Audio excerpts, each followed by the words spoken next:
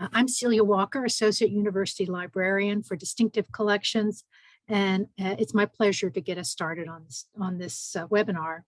Vanderbilt's libraries and gallery acquire new collections through donations and through purchases. And some of the collections you'll hear about today were gifts from donors. Others were purchased from rare booksellers, auction houses, galleries. Today's archivists must be experts in tracking collections that will activate learning on campus. And the knowledge they bring to their positions is essential for an R1 institution like Vanderbilt University. We'll have 4 speakers today who will tell you about some of the new material coming into the libraries and the gallery, as well as materials that have been recently processed and items that might be on display right now. They'll answer questions at the end of the presentation. So as questions come up, please feel free to post them in the Q&A. I'm going to turn it over to our first speaker, Zach Johnson, who will introduce himself. And then Zach, I'll ask you to pass it on to Kathy and so forth.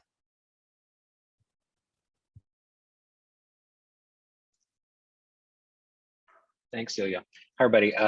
My name, could you go to the next slide too? It's got the intro. Thank you. Hi, everybody. My name is Zach Johnson.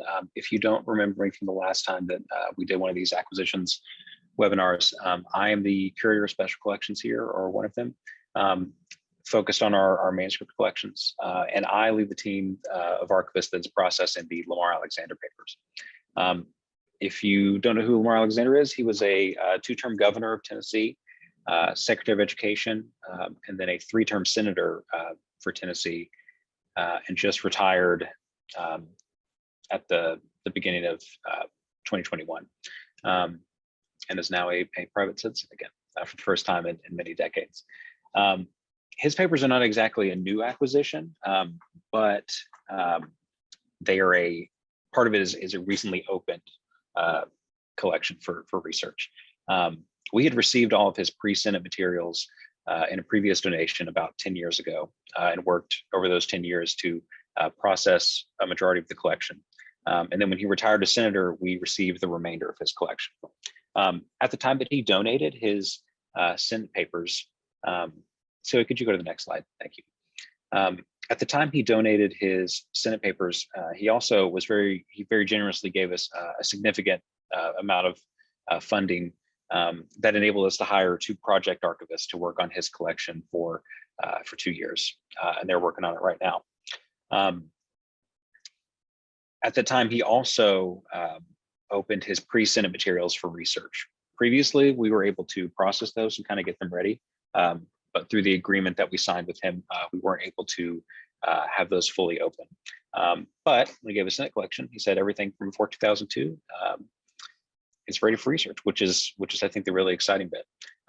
Because one of the benefits of senatorial collections and any congressional collection is its size. They're usually the largest collections that institutions hold within their manuscript collections, and there's such a breadth of topics they cover because these people were in public service, and so it really can get used by many disciplines. The archivists are almost finished with integrating the rest of the pre-Senate materials. Like I said, the majority of it was processed, but there were a few bits of stragglers that needed to be added in, and they're weeks away from having that integrated.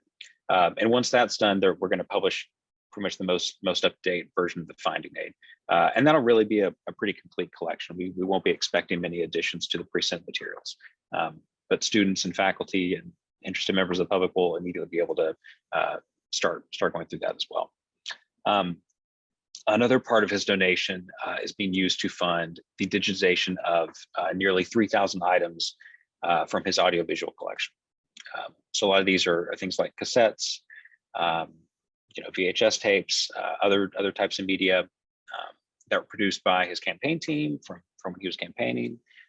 They're recordings of him doing interviews on various talk shows, and really they just cover so many different topics within those things. So we're really excited to get to digitize these 3,000 recordings. Because the thing about audiovisual material is that it's constantly degrading, and the only thing we can really do is slow it down until we can until we can digitize it. And so the fact that we're going to be able to do this is really going to make sure these are preserved long into the future. We'll get those back in a couple months from being digitized, and at that time, that's when we'll start to make them available to the public, depending on copyright concerns and the things that we can totally release to the public, and things that people are going to need to come in physically to the archives to see. One of the items that I think is cool that I just thought I'd highlight from the AV material that we found when we were kind of looking through these before they got to be digitized is a recording from his 1978 campaign, which was it was a second campaign for governor, but was the one where he successfully was elected governor. But it's an interview his campaign team did where they went around to just people on the street in Tennessee and asked them what they thought about the two candidates, not saying, I'm with Alexander, what do you think about him? Just like, hey, what do you think about these two guys? And I just think it is such a raw, real look at the way Tennesseans thought about these people. And just, it's kind of a way that we can kind of hear the voices of these regular Tennesseans that we might not normally hear in other circumstances. And as you'd expect, a bunch of the answers are things like, oh, I don't really know them too well, or oh, they both seem like really nice men, that kind of stuff. But there are also just some unique bits of, I don't know, just unique perspectives that is cool that we're going to be able to highlight as part of that. In addition to the processing work we're doing, we're currently working with the senator to record a number of oral histories with him. Me and the other two archivists traveled a few months ago to East Tennessee to his cabin and did an oral history on his time at Vanderbilt and some of his travels through Latin America, which was a lot of fun. And then recently, just this past month, he spent 3 days with us here in the archives and started recording some oral histories, talking about the 10 presidents that he's worked with from Nixon to Biden.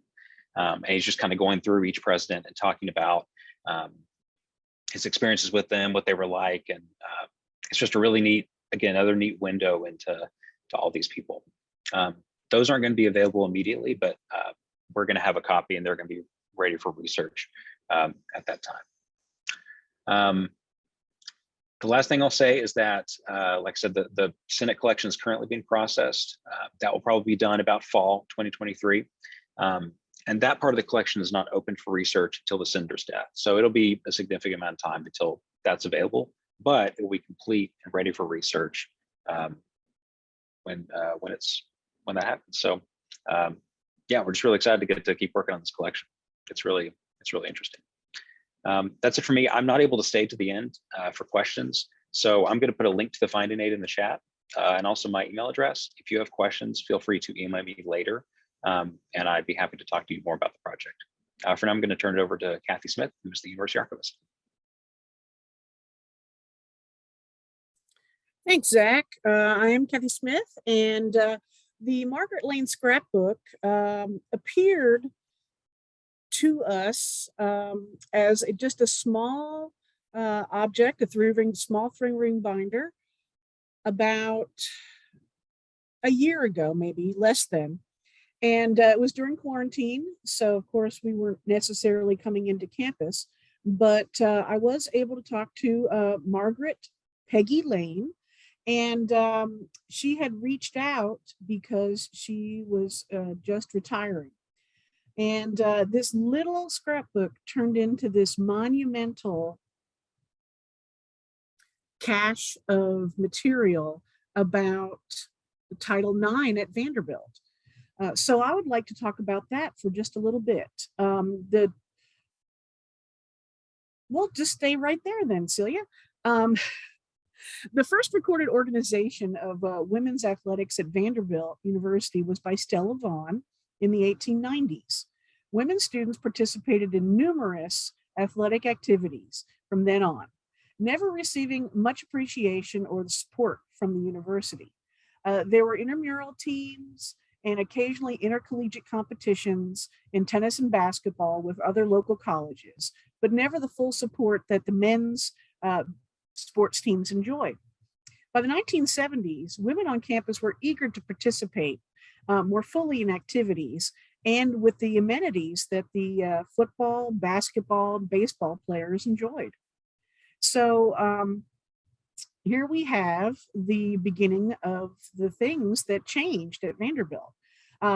Things changed rapidly after the passing of Title IX, a federal civil rights law that was passed as part of the Education Amendments of 1972.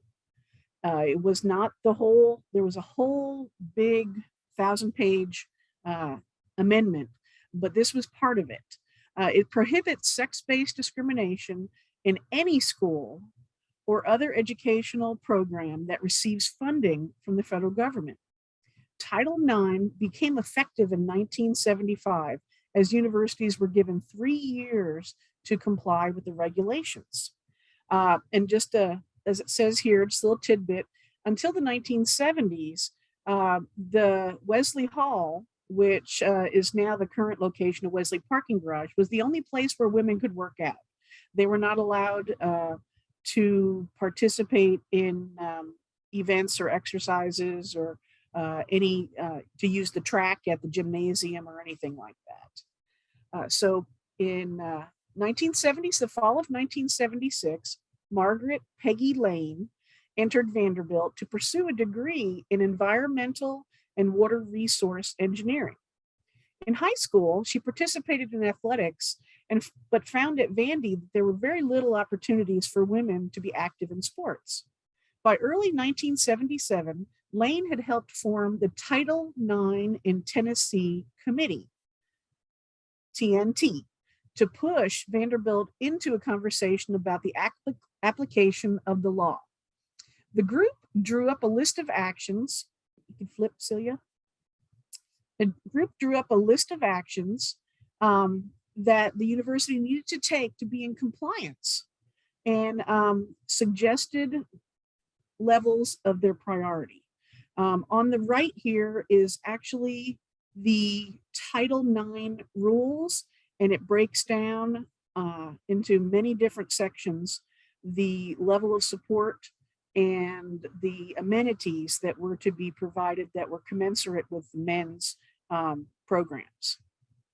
The TNT committee was soon represented by Woods and Woods law offices in Nashville, where an official complaint was filed with the Health, Education, and Welfare Department of the US government.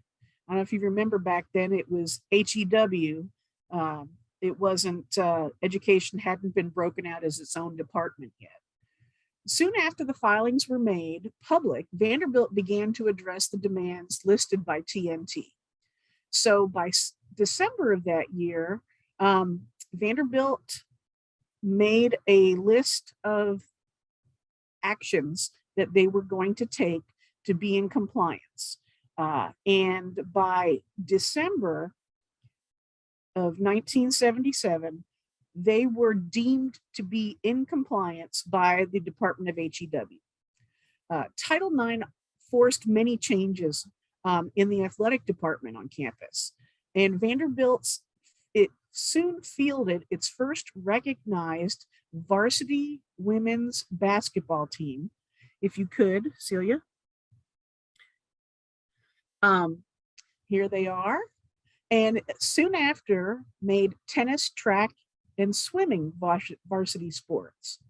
As the year closed and 1978 began, Emily Harsh was hired as the assistant athletic director for women, and was announced the signing of the first full scholarship of a women's basketball player. There was much more of the athletic changes in the department that were to happen than just the way they had to alter the department to deal with both men and women's locker rooms, access to facilities such as the sauna, things like that had to be worked out. This scrapbook that we have here, which all of these items are from, was collected and prized since 1976 by Peggy Layne. Earlier this year, after a number of conversations, she sent this to me, and it will be added as a manuscript collection in special collections and available for perusal. It contains letters, news clippings, documents, and the first Title IX report of the university, which I don't believe we have in the university archives. It's a lovely micro, I guess, a purple mimeographed document. It reports the university, and it is invaluable to understanding the actions taken by the students to lay claim to the same rights afforded to generations of male students at Vandy before them. We could never have had the Heidi Gillinghams, Ryan Tolberts, or Candace Story Lees, or have won as many women's NCAA championships in bowling without the first steps of women like Margaret Layne, who took them in the 1970s. So thank you. And next we will have Holland. Oh, and there we have on the right, kneeling is our alumnus, Peggy Layne, who recently retired as an assistant provost at Virginia Tech. Thank you. And Holland? I couldn't be more pleased to tell you about a new collection that we recently received, the Yusuf Abdul Latif collection. And this collection was acquired through the assistance of Dr. Latif's wife, Aisha Latif. And this is part of a special initiative that we have going on here at Vanderbilt University in collaboration with the National Museum of African American Music.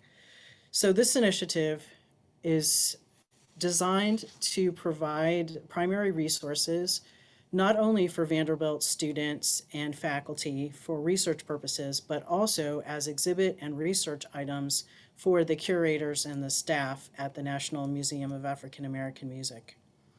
If you're local, and even if you're not local, I would highly recommend a visit to this museum. It's one of our newer museums in Nashville, and it's my favorite museum, and I think it's our best museum in Nashville, and definitely worth a visit. I think I've been there at least a dozen times already, and it's a new museum, so a very, very enjoyable experience. Can you move to the next slide?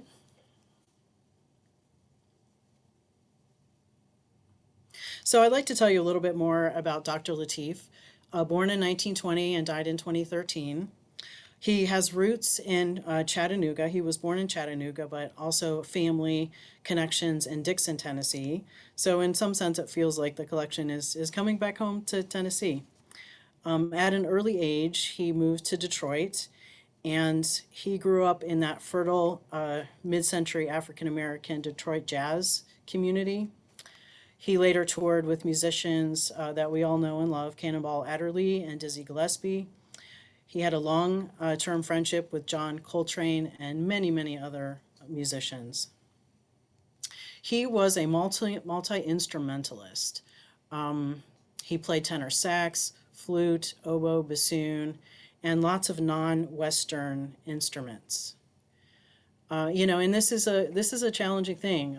Most people are good in one instrument, but he was equally good in all of these instruments, which is a rare gift in the field of music.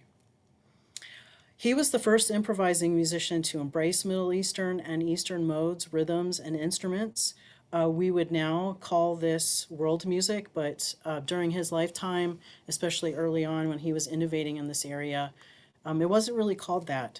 But I think he deserves a lot of credit for bringing those instruments into the musical world. He was one of the earliest Black artists to embrace Islam, specifically the Ahmadiyya Muslim community.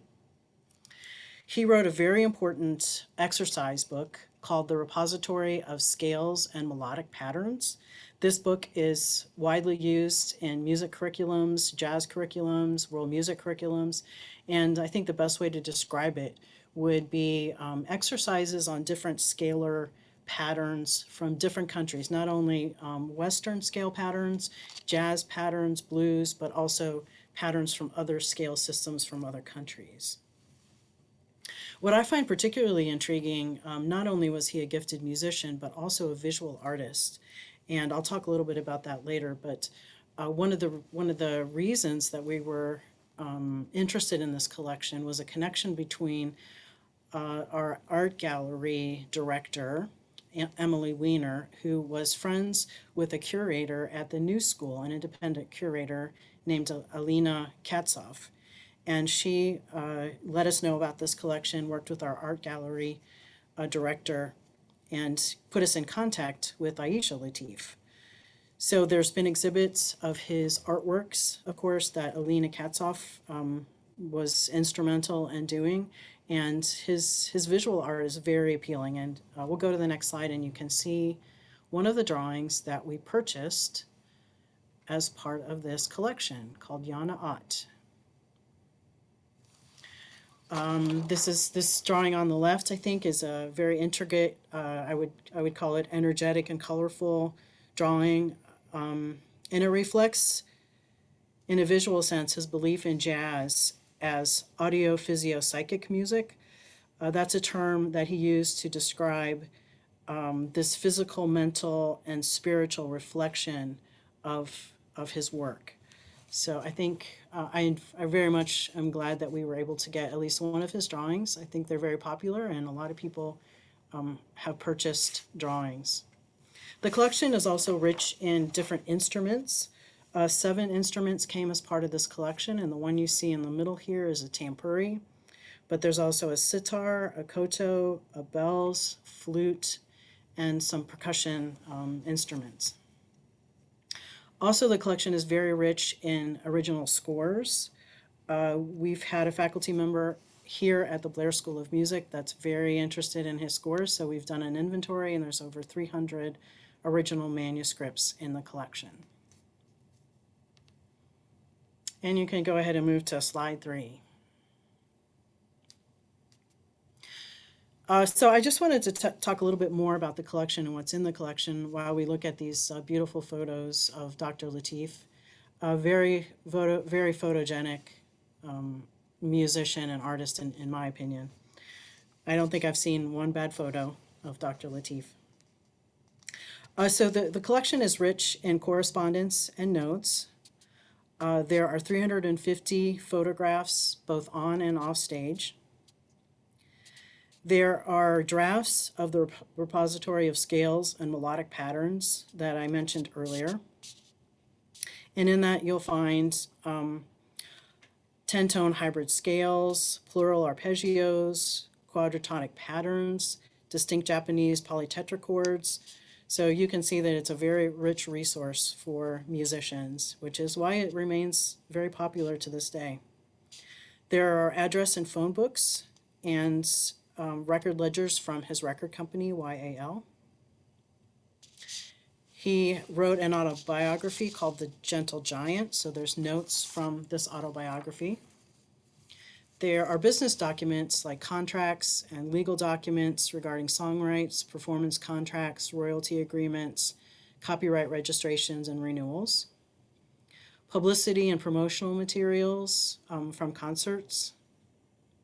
Notes and syllabi from the courses that were taught at UMass Amherst, Hampshire College, and Smith College. Of course, the musical instruments that I mentioned earlier. Dr. Latif was also a gifted writer, so there's some plays, poems, and novellas in the collection. We also received his personal library of books. And then an interesting component, it seems like he was a good friend with Archie Moore, who was a professional boxer and the longest reigning world light heavyweight champion of all time. So there's letters from Archie Moore, photographs of Latif with Moore and his children, and also a pair of boxing gloves. So where we're at right now with the collection is we're actively processing it. We do have a very good inventory now of the musical scores, like I mentioned earlier, and we are digitizing the AV materials that are part of that collection. There's over 200 AV materials, so we're working on the digitization of that. If you have an additional interest or would like to learn more about Dr. Yusuf Latif, there's a wonderful video that I can recommend called 100 Responses to Yusuf Latif that was done by the UMass Fine Arts Center. And there are over 100 of his peers and colleagues and students that have contributed video clips.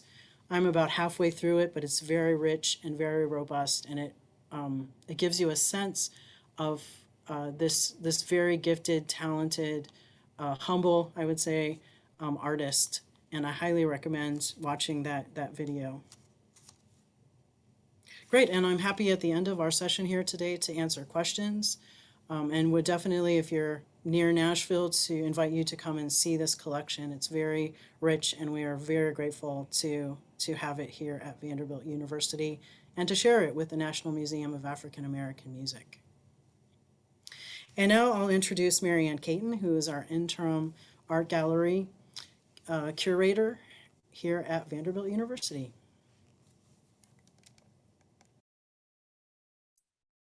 Thank you, Holly. I don't think I can share my video, but I'll be happy to let you look at Child Hassan's image of New York, which is the colorful view of the woman on the right, and Sears Gallagher's view of the Woolworth Building, and also in New York on the left. One of the things that's a treat about working at the Fine Arts Gallery is being able to do exhibitions with material that has come to us from many places. May I have the next slide, please? I have a background as a curator in decorative and fine arts and American and European history.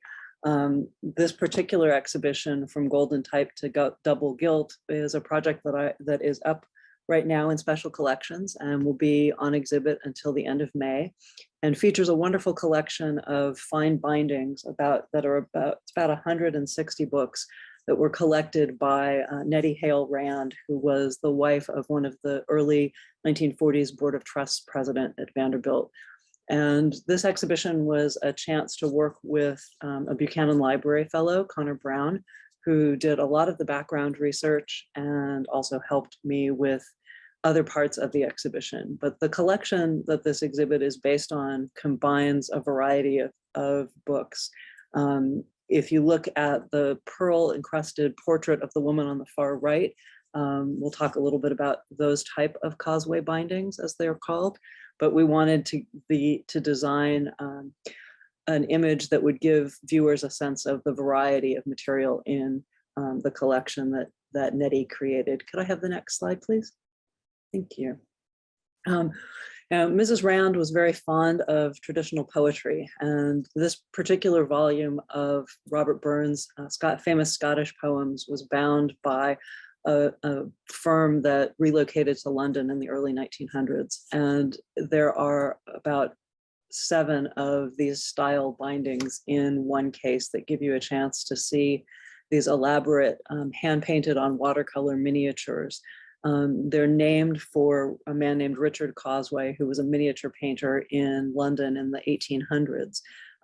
But they became a really popular style again in about 1900 to about 1915, as several London booksellers were trying to find new ways to package their wares. And causeway bindings are often very elaborate. You can see this one is the portrait is inset with tiny pearls and what may be 2 rubies top and bottom, together with the Scottish thistle, which refers back to Robbie Burns' Scottish heritage. There are several of these on display that include other materials there that show bindings with portraits of Madame Tussaud, which is the image on the last slide.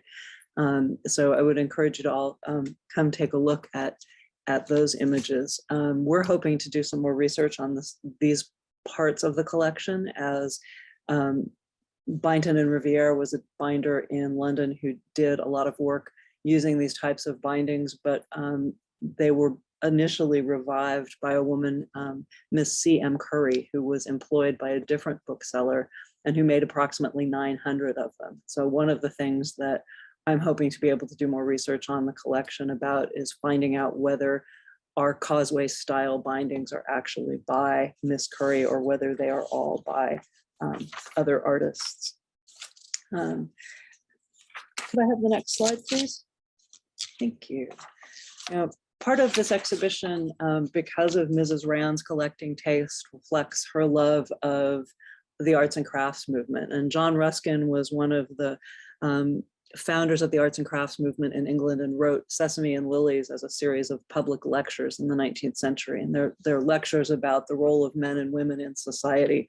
And they've not held up very well with our modern our modern views, but the binding for this book certainly has. This particular binder is a group of women. They were called the Guild of Women Binders, and they were a group founded by a bookseller, Frank Carslake, in London in 1898. And Frank trained several women to work who had worked for him. His two daughters, Constance and Olive, also did bookbinding for him. We don't think that this is necessarily by Carslake's daughters, but it is very typical of the motifs that these binders used. Oftentimes their Guild of Women Binders work is very simple but very beautiful. There's often a floral motif, the way you see the lily here and the S for sesame. There's often a very specific type of double gilt binding around the edge of the covers of the book. But the Guild of Women Binders is also unique because they were women working all over the country. And Ruskin had been very important, influencing other artists and tastemakers in England, including William Morris, who was a famous designer. And part of the English arts and crafts movement that later comes to America was a real exploration of what people could make by hand, and the belief that all hand production was intrinsically better than mechanized factory production. And so part of what Francis Carslake is doing with his Guild of Women Binders is piecing out binding work to women all over the country. And the Guild of Women Binders is one of a series of many groups of women who worked all over the United Kingdom, binding books or doing embroidery or doing other types of handcraft production that were then sold in department stores and sold in galleries and sold by booksellers. May I have the next slide, please? Thank you. Another fabulous example that kind of relates back to, again, the idea of the arts and crafts and which ran in England from sort of roughly the 1840s up through about World War I and survived beyond that, is this particular poem. Eros and Psyche is a classical poem actually by Apuleius, pardon my non-Latin pronunciation.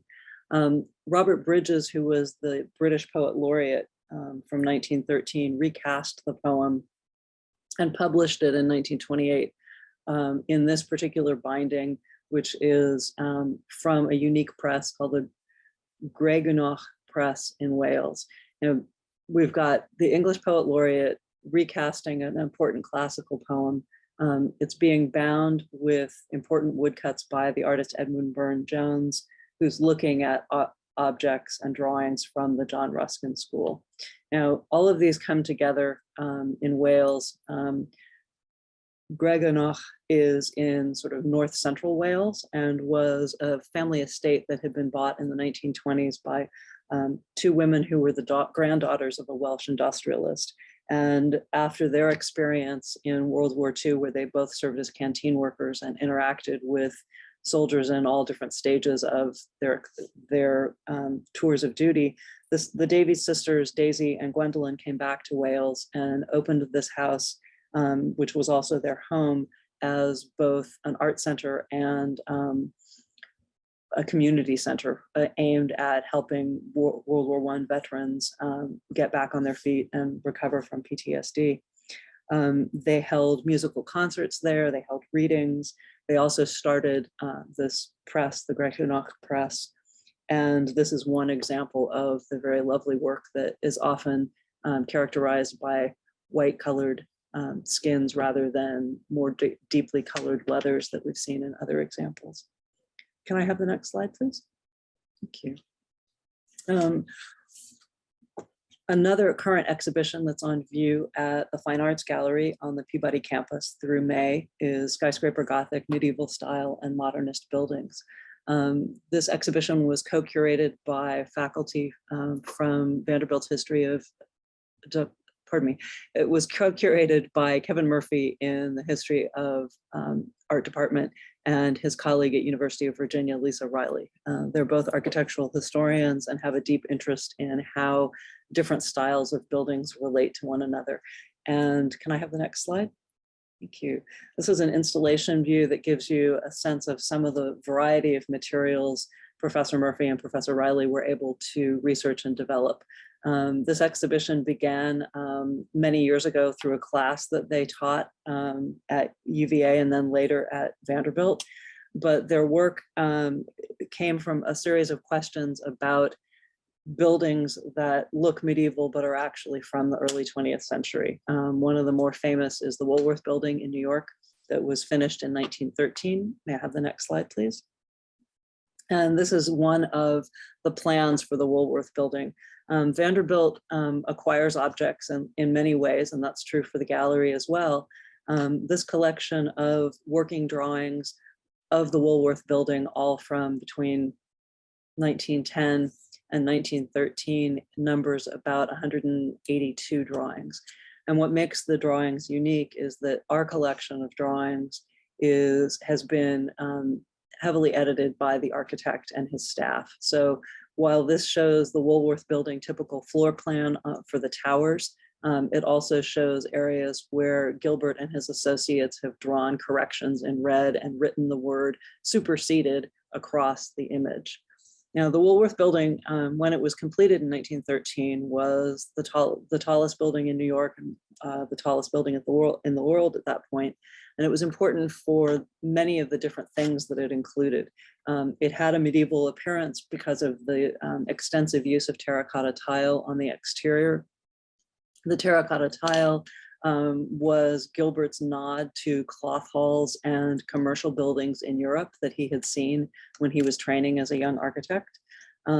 We may not think of that now as a style that's still particularly in use, but the Gothic style that Gilbert imitated based on Flemish halls and French buildings and French cathedrals was very much a part of architectural education in the late 19th and early 20th centuries. So when he was commissioned to design this tower for Woolworth, who was the target of the Sam Wall of the 19th century, Gilbert looked at ways to make a building that would have an important symbolic appearance. And he drew on a lot of medieval ornament to make a connection between the commerce of the Middle Ages, when many people at that point believed capitalism had started, and the commercial world of the 19-teens. When we were able to acquire our collection, fortunately through kind of a happy happenstance, when the Woolworth Building celebrated its centennial in 2013, there was a large exhibition in New York at the Skyscraper Museum, and the historian who is the expert on the Woolworth Building, Gail Fensky, had been there giving talks. And after one of the talks, she encountered an older couple who came up to her and said, "We have a series of plans of the building in our barn, and would you be interested?" And she picked her jaw up off the floor and brought in Professor Murphy and a couple of other colleagues, and they were able to meet this couple who were practicing architects in New York in the 1940s and were at that point in 2013 in their mid-90s. They had acquired this cache of drawings through connections that they had with Gilbert's, the executor of Gilbert's will. And so one thing, through the generosity of the faculty in the History of Art department, we were able to acquire these very large collection of drawings that we've now placed into this exhibition. The exhibition first opened at the University of Virginia last summer and was there through the end of last year, and will be here until May. May I have the next slide, please? One of the treats of being able to work with a collection like Vanderbilt's is being able to combine material from lots of media. Professor Murphy and Professor Riley's exhibition about skyscrapers also touches on both their construction and then how they're shown in popular life. This is a late painting by the artist Child Hassam, and the very Japanese style woman who's preparing perhaps for an evening out or a day out looks through a window. And if you look in the top sort of corner of the image, you see an edge of the Woolworth Building. It's one example of how incredibly popular these structures were, partly due to the unique laws of New York that helped formulate setbacks for skyscrapers. And essentially a setback is an area of your building where you don't build a complete box that's the same size all around. You will stop a floor to 40 feet or 60 feet in, which rises up and allows light to go through into the other areas of the building. And this step back motif is something that you'll see in lots of the different areas that Professor Riley and Professor Murphy collected for the exhibition. We've also been able to acquire some other recent works of art and some important views of the city by later artists that are important, as one of the things that the Department of History of Art and Architecture teaches is an architecture minor with a real emphasis on urbanism in American culture. So a lot of these popular images and images of skyscrapers in New York, Detroit, and other cities will be useful in ongoing classes as well. May I have the next slide, please? The Vanderbilt Gallery also acquires modern and contemporary art. And one of our most recent acquisitions is this wonderful painted elk-hide drum called A Time for Change that was created by the artist Jeffrey Gibson, seen here on the right. We were able to acquire this particular work through the generosity of the family of a former chair of the department, Hamilton Hazelhurst, and his friends who wanted to remember his legacy as a faculty member.